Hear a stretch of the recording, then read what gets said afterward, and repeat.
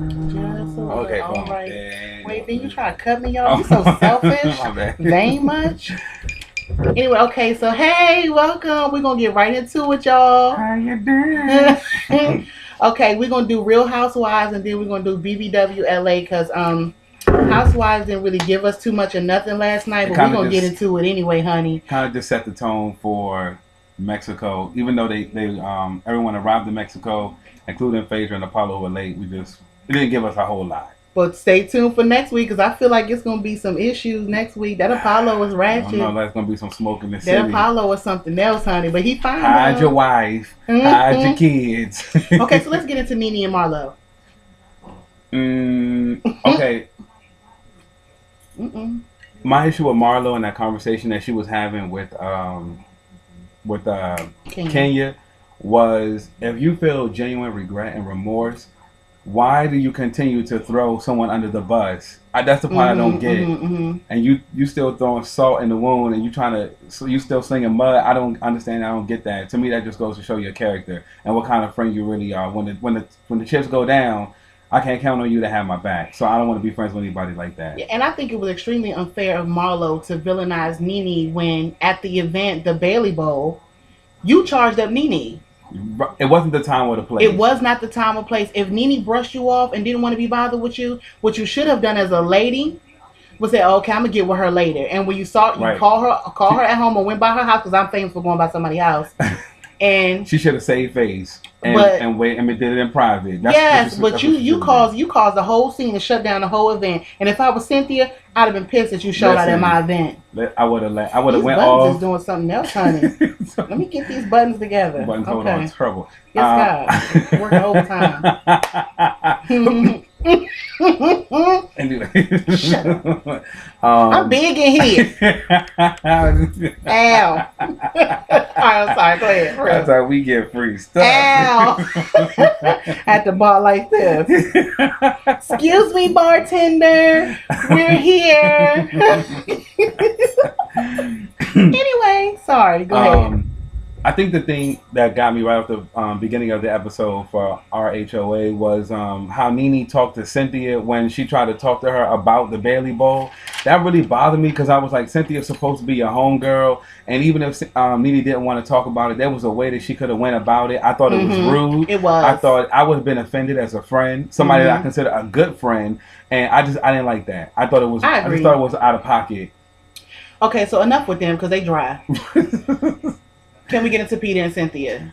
Let's get in. We feel some type of way about Uncle Ben. Ben. We feel real. That's his name from now on. Can I get some rice? A little bit. Yeah, I think the biggest thing for me, because I think we're gonna. Is that okay? No, you was right. The biggest thing for me with the whole Peter Cynthia thing, and what's really bothering me for the last 2 or 3 episodes, is exactly what Nene has been talking about. Peter has been exhibiting a lot of bitch assness. Sorry for you church folks out there, but it's just, I just gotta call a spade a spade. Call a thing. And if he would have had that conversation with Cordell and just kind of kept it to himself, the information for him, I could have respected that. And even if he wanted to talk to Portia about it, I didn't understand why you felt the need to confront her and put her on blast in front of a whole lot of people twice. It happened twice. I don't know what it is about the people on this show where they feel the need, and maybe it's both shows, I don't know, but mostly I feel like this happens so often on Real Housewives of Atlanta. Why do they feel the need to confront each other about their personal business in front? You thirsty? No. A little bit. They confront each other about these personal issues, these very sensitive issues in front of the group. When you confront somebody like that about their personal issues in their relationships, I'm already going defensive. What you not going to do is confront me. Let's do the Malaysia. You not going to confront me. No, thank you. What you not about to do. Yeah, I mean, I just think that's so tacky. I believe there's a time and a place for everything, and I just think that's so disrespectful. It is. Most of us are going to try to do I mean, that's just inappropriate. This is somebody's divorce. She is, I mean, whatever, regardless of what you think about it, she's very affected by it. That's her marriage. And and let's talk about the dinner. I got to text. First of all, let me just say this because I thought Portia really did her best trying to hold it together without getting too upset about it, but it was clear that she felt some type of way. She went on Twitter, and for those of you who haven't seen it, in an attempt to blast back at Peter, and maybe to a little shade of Cynthia for not speaking up, because I think that's my biggest issue with Cynthia is you let Peter pop off at the mouth, and then you try to come after the fact and try to make sure and try to smooth it over, right? Damage control, and that's not right. You need to check your man. Check your man. And as a submissive woman who's looking for a husband, no, I'm just kidding. But for me personally, I'm not in the business of per se checking my man. But I think as a woman and a wife, at some point when your husband or your man is doing the most and he's out of line, you have to be strong enough to say, baby, fall back. But that's checking your man. And I mean, there's a way to do it without being inappropriate or going over the top. But that's what I mean. You can check it, because even she said there are times where I wish Peter would just be quiet. And she said, I've often told Peter I didn't want him getting involved. And the women think, Peter, you need to do what the rest of the men do and shut the hell up. Yes, God. Don't no other man get involved like Uncle Ben does. Cierra la boca. Or something. Okay, so anyway, so the tweet that Portia posted in response to the dinner and Peter claiming that she made the marriage sound like a I really didn't understand what Portia was saying, and I don't understand why Peter didn't get it. And of course, you know, Kenya, her old bandwagon ass, of course she had to jump on it and co-sign or whatever. But I just want to punch her in the back of the face. Portia tweeted, where me find out. She said, you know, same way your wife has to convince people you ain't taking her money. Beluga? That's the sound it make when somebody busts your bubble. Beluga? Hashtag, you tried it. You tried it. Yes, God. So, yeah, so I mean, I definitely, I'm glad that somebody spoke up. Greg spoke up for her, because he basically, I guess, put it in another way that people would understand. But I didn't even think that was necessary, because I totally understood what Portia was trying to say. I didn't think she was trying to say she signed on to be his beard. Are you team Portia or are you team Cordell? I'm a little torn. I'm team I don't give a damn. To be honest, I'm over the whole divorce. I mean, live your life, get your life. Yes, I'm on my own team. I ain't getting no money after divorce.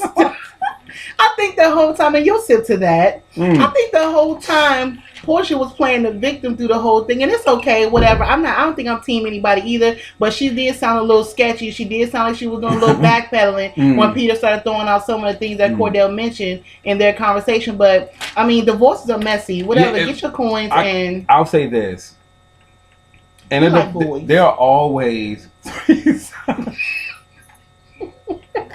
she a sweetie. We see you, Cordell. We see your person in bags, Cordell. Yes, God. Shawam! He know what that means, Keith. he know what it means. It's gonna get severe up in here. He got hype in when he got hype. We're gonna give Cordell 2 snaps and a circle. Okay. Anyway, what I will say about divorce is that divorces are messy, and a lot of times there are 3 sides to every story, and the truth is usually somewhere in the middle. I do firmly believe that. In addition to that, that's my son, y'all, and he about to get punched. Back it up. I know you made me forget my train of thought about that. Did you ask me it was something I was going to come something you said. I'm sorry, I got sidetracked. You know I'm ADHD. Yeah. Oh, I was gonna say, I think the biggest deal with Portia and Cordell's marriage for me that I saw was that I think she signed on to the marriage under the impression that it was going to be one thing and that marriage was about this and about that. And through meeting other people and seeing other marriages, I think she realized that she's really not as happy as she convinced herself that she was, and that marriage doesn't have to be one way. There are plenty of options for marriage, and I just think what they want in terms of marriage is in different places, and that's essentially why they're not together. Boom. So I'll just leave it at that. Okay. Moving right along. Basketball on to BBWLA. Yes. These joints. That joint gave me so much life. Ooh. Let's first talk about Drya and Orlando. This whole Drya and Orlando situation. I think we mentioned in the last video that we just straight up did not like how Jackie confronted Drya about the situation first of all, in front of Messy Sunday, who clearly has She's a hater too. She's a big. Maybe she's jealous of Drea too. We're gonna find a word for these chicks because hater just really doesn't sum it up. It doesn't sum it up. It really doesn't because it's excessive. It really is. And you scallywags have known Drea for all of 2 minutes, and you've already deduced what kind of woman she is. Talking about her mileage and what she's worth. Like, seriously? Yeah. And the reality is the only reason Drea has no kids, but you have how many? So not only are you getting it in, but you're getting it in raw dog. Right. Let's get you tested while you talking about other people. And your daughter sucking dick on camera. I'm just gonna throw Let's get into that while you judging. Judgy McJudger. Judgy McJudger. God. But we don't like that. Get your house together before you start throwing stones at people that live in glass houses. That'll preach. Okay. We'll drink to that. And you're made out of fiberglass. Get your life. Plastic. Hold on. Okay. The whole thing. Okay, because I think when the episode started off, Drea was having a conversation with Orlando, and you know, it was clear to me that he was trying, not even lying. He was trying to make it neat and put it in a pretty little package and kind of downplay it. And I felt Drea from what she was saying. She didn't. I don't feel like he fully understood where she was coming from. I do agree with the fact that when you, as a woman or even as a man, you should never have to hear things about your relationship from other people when you could have heard it from them first. That is embarrassing. It is, and it causes more problems than if you would have just heard it from the horse's mouth in the first place. Head off the shoulders. I'm just saying. Well, because he did try to downplay it. So he did, but I think she handled it well because it definitely wasn't worth the situation blowing up over. I agree. Even though he tried to downplay what actually happened, I think for overall. It wasn't that serious. It wasn't that serious. Right. It definitely wasn't worth throwing a relationship over. Like Wacky Jackie was trying to make it seem. Yeah, that was the other thing. And I'm glad I'm glad when she sat down and had the conversation with her husband. It was Jackie, the husband, and the daughter, and she was saying drama. She over dramatized the whole situation. She really did. I'm glad she called the spade. She called her own mother out. But what I didn't like, what I saw in some of her delusional tendencies that's hereditary down from her mother. Clearly, apples don't fall far from the tree. That conversation went way left. I've never had a problem with the daughter. I've actually always kind of liked her. But when she started trying to like throwing Drea under the bus, like she know her like that. I ain't like that. You a hater too. You want a bus too? You wrote a book at 14. Just because you colored on some pages and wrote a couple of sentences don't make you an author, sweetie. Wait a minute. Wait a minute, Keith. You wrote a book at 14 and you recorded 2 albums, but we don't know who you are until you hear BBWLA. As far as we're concerned, you're Jackie's daughter. Yes, God. We don't believe you. I don't even know your name. And I just watched the episode. I still don't even know your name. I still don't know her name either, Keith. We don't believe you. You need more people. Go get you some witnesses. We don't believe you. Oh my God. You need a testimony because we don't know you. You need an entourage. You need a band. You need a fan club or something because we don't.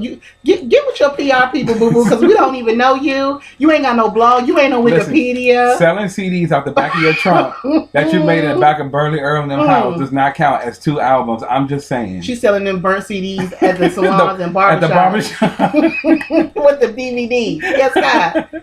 Right next to the fake Gucci watches and the Michael Kors. Michael Kors. Yes, God.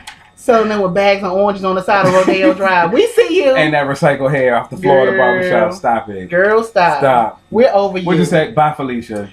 Bye, Felicia. Peace. Okay, we talked about that. British and Sunday. First of all, where's the A in your name, Sunday? Sunday. Her name is Sunday. What's the A in your name? First of all, you can't spell Sunday right. You ain't got nothing to say to me. You or your mama ain't got nothing to say to me when you missing vowels out your name. We don't like them. We think they are like, I think British, and I said this before, I think British has low self-esteem. I think she's very insecure, and I think she's intimidated by some of the other girls on the show. I do. I said it before, and I will say it again. British sweetheart, you are nothing but a pig in lipstick. You try to, and I don't care what you do, how you dress it up, how flawless your weave is. Is it flawless? You're still a pig. She think it's flawless. That's why I gave you the quotation mark. You're still a pig, sweetheart. And it's evident how every time you get a chance, you try to tear down somebody who obviously you feel like you're less than. So you try to bring them. You project your insecurities onto that person. Who are you to say she thinks she's this or she thinks she's that? Wait, she never said that. You're making a big deal because somebody didn't say hi. Because you say hi. Who are you? Who does that? Who are you? What grown tell woman does that? Oh my God. Okay, let's get to the event first. Who child? Let me tell you what my issue with the event is. I'm a fan. You mad? I'm a fan. Hold on. First of all, you didn't even have a job. You delegated. When you do an event and something that's important to you, first of all, you delegated responsibilities to people you weren't paying. Ooh. So they're volunteering their time and their money. And now you mad. You haven't had meetings with these people to make sure they're making progress. Nope. You didn't have any deadline. So my question is, what did you do besides show up the day of? For your event. With a hideous dress on. Well, it wasn't hideous. The worst. It wasn't the worst. We see Wacky Jackie in some horrible attire. Well, the other thing too is, and British want to talk about somebody else's ghetto, and you got a plunging neckline dress on. First of all, you don't even have the cleavage to pull that dress off. She had these pancake titties in this dress, and then you got to split up to your burning bush. Where is you going? I didn't even see that. It's a glad event. Listen, where is you going? Why your breasts look like they've been permanently pressed by a hot iron? I'm just saying. I don't get it. We don't want to do. We don't really. Okay, listen. Maybe we're being a little too hard key, but British. I don't. No, God, we don't use you. Not at all. Not at all, British. But she tried to chart. We'll get to that in a minute. Well, we British baby, get with your insecurities because we can't use you until you do. I wanted to like her. And you got the right one because you keep messing with Malaysia. She gonna pop you like she popped Laura in the first season. I'm just saying she got real. Because first of all, when British approached Malaysia, she tried to make it seem like she did it respectfully, but you didn't. You had attitude, and we could see the hate in your voice. You can hear it from over here because you weren't even talking to me, and I was in my mind. I was doing this. Before she even walked over to Malaysia and said, "Can I talk to you for a second?" She was charged up talking to Sunday and the other chick. No tea, no shade. Though I do think Malaysia don't really like British because even when British came over there, she was rolling her eyes like, "Oh God, this bitch." She did, but I feel it. I feel it. I think she did. I think from how things went at the first meeting that at the house, Malaysia wasn't there when they kind of came at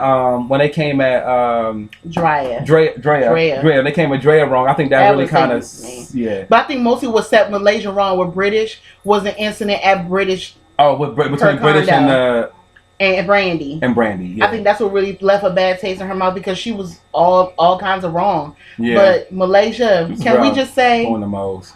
We love Malaysia. Yes, God. Let me tell you something. If you ain't never seen two hood rats go at it, when you see them do this. No.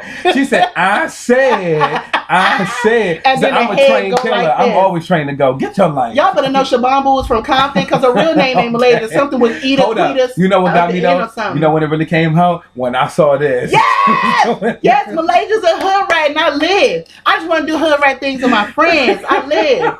That hand got to going like this. When she started doing this, I was like, "Oh, who sat tripping up in here?" Yes, God. She had on Dickies. She had Gun Girl on her. Yes, God. I saw them black house shoes from Don't Be a Menace. She threw a Crip signs and everything. She did. I saw you. She started sleepwalking and everything. She went straight out of low cash. Listen, I'm just saying, don't do it. Don't do it. You don't ever want to win Malaysia. I live. One thing we like about Malaysia? She been consistent from season to season. She has really been the same. I almost did not want to like her.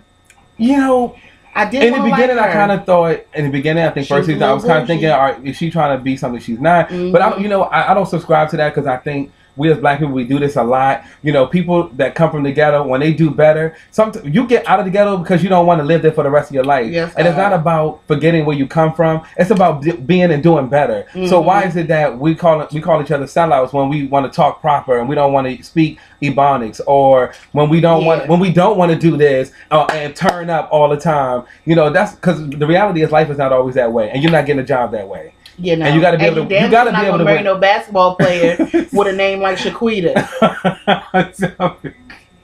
I'm just saying. Can I call a thing a thing? Anyway, I had a question unrelated to the topic. What's that? Is it ghetto that we drinking anything other than Belvedere and Bacardi out of these glasses? Listen, I got this cup from the Bacardi factory. I can do what I want. Okay. I don't know where I got this cup from, but it's a Belvedere cup. I got Bacardi. Don't get it twisted. I mean, you know. Oh, I drank that Belvedere. I drank that. That's fine. So anyway, so listen. Don't forget, if you have questions or if you feel like we forgot something, Please comment because we love reading it. We love reading the comments. We do. And we like talking about it. We love talking about everything. We're extremely opinionated. So, like I said before in the status, if you have a question or you want us to cover something that's not reality TV related, please send us in the inbox, and we're going to talk about it because we got opinions for days. And there's a lot of other things that we watch that we just don't really talk about. Yeah, in the video. So we try to keep it strictly to BBLA and RHOA. 2 seconds. Lord Jesus. Bye.